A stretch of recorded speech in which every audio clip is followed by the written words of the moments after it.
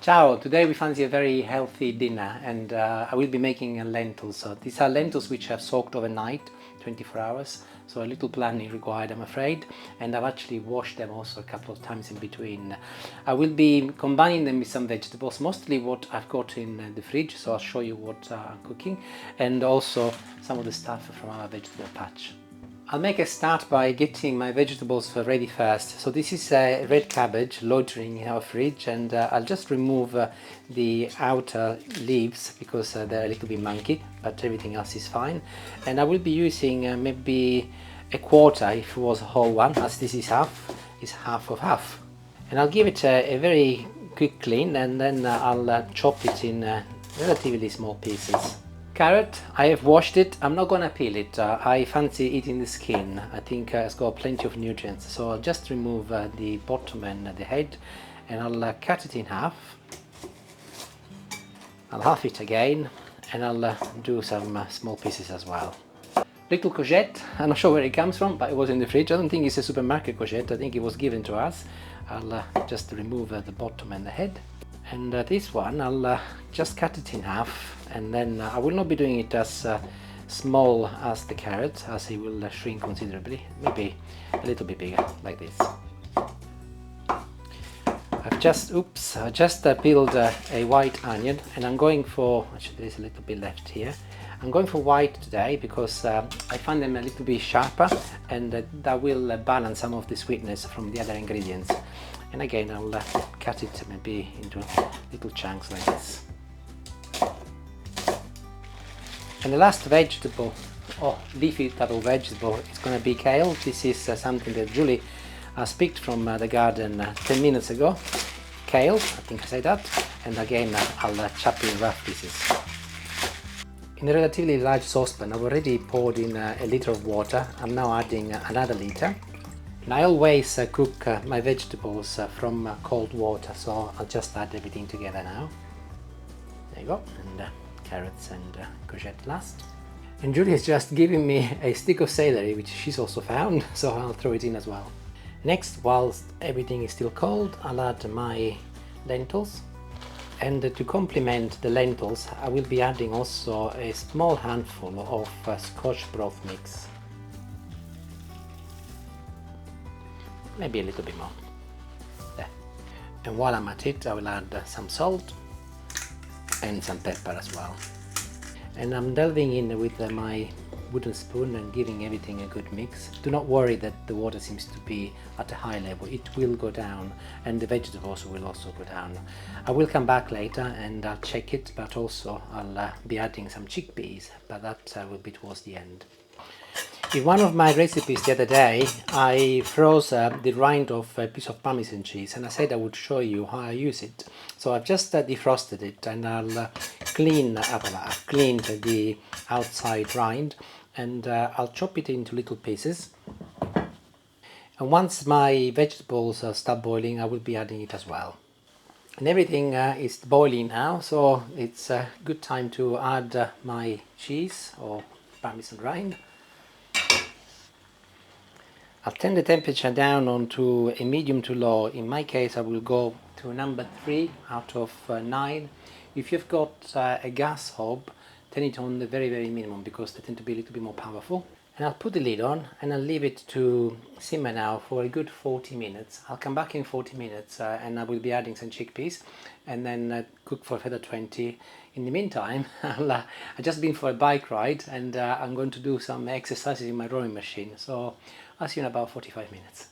And I'm back. Let's have a look.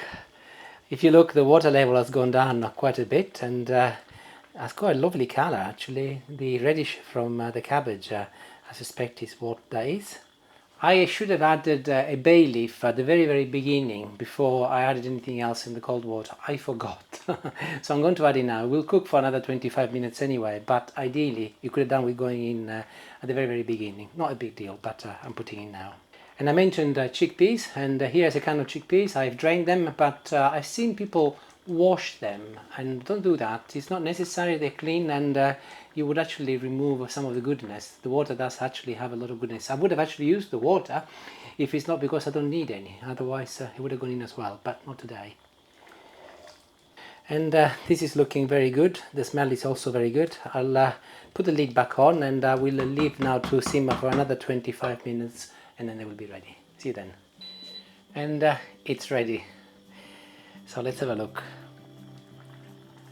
Oh, the smell is very good. I'll be serving mine now, but ideally you could do with letting it rest for a few minutes because it's going to be really hot. But as you can see, there is not a lot of liquid left, and a lot is vegetables. It looks really delicious. Looks very healthy. Oh, here is my leaf that can come out now.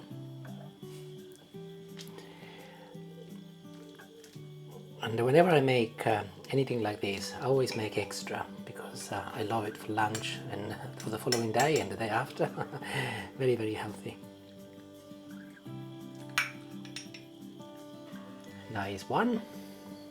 We will be having ours with some bread rolls, but you can also use any bread. You can toast some bread if you like, or you can do some bruschetta. Or some croutons. Some croutons. But Well, that's a bit French, that's not very Italian, but you know what we mean. Well, we're going to be just having some straight bread rolls, but your call. Little Or butter, no little bread at butter all. on the bread rolls would be lovely. Or no bread at all.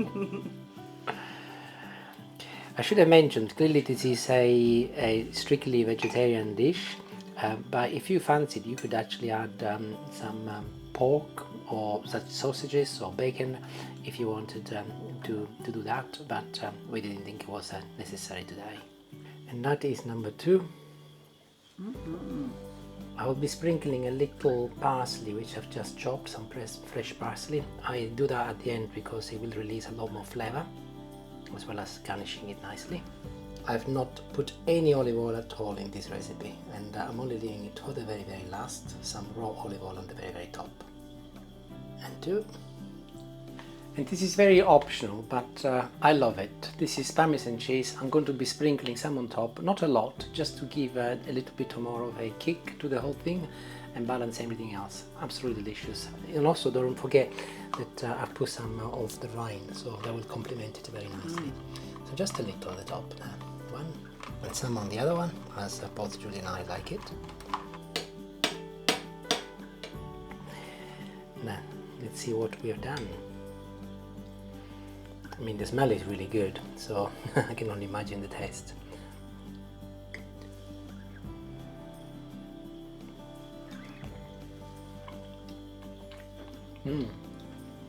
Oh, delicious, really nice. And I can taste the cabbage, funny enough, more than anything else. The red cabbage has released quite a bit of sweetness, but quite clearly the lentils and the chickpeas to complement each other very nicely. You might think that it's not the best type of meal to have during the summer, but healthy diets do not have seasons. And I think it's one of those things, and actually if you do not have it piping hot, it's perfectly acceptable. Thank you for watching. Enjoy if you make it, and let me know how you get on if you do. Ciao ciao, see you later.